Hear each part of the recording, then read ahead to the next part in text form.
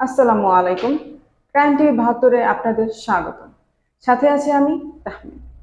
এবার বিস্তারিত। নিজেকে কুল্লা ইউনিয়নের ৩ নম্বর ওয়ার্ডের বিএনপি সাধারণ সম্পাদক দাবি করে পোস্টার প্রচারণা করছেন মোহাম্মদ বাচ্চু মিয়া। এ বিষয়ে কুল্লা ইউনিয়নের বিএনপি সাধারণ সম্পাদক আক্কাস আলী বলেন, বাচ্চু মিয়া যেভাবে পোস্টার প্রচার করছেন, আমাদের ওয়ার্ডে পর্যায়ে এমন কোনো কমিটি করা হয়নি। এটা লিখিত কোনো কমিটি না। আমরা পরবর্তী যখন কমিটি গঠন করব তা আমরা আমাদের উদ্যোগেই প্রচারিত হবে। যখন আমরা হামলা মামলার শিকার হয়েছি তখন কাউকে খুঁজে পাওয়া যেত না। এখন তো অনেকেই কাছে আছে।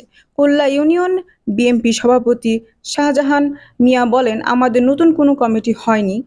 যে সে পোস্টার করেছেন তা আমাদের সে যে পোস্ট করেছেন এটা তার মন গড়া। এ বিষয়ে ধামরাই থানা বিএনপি সাধারণ সম্পাদক শামসুর ইসলাম জানান, যেমনটা আপনারা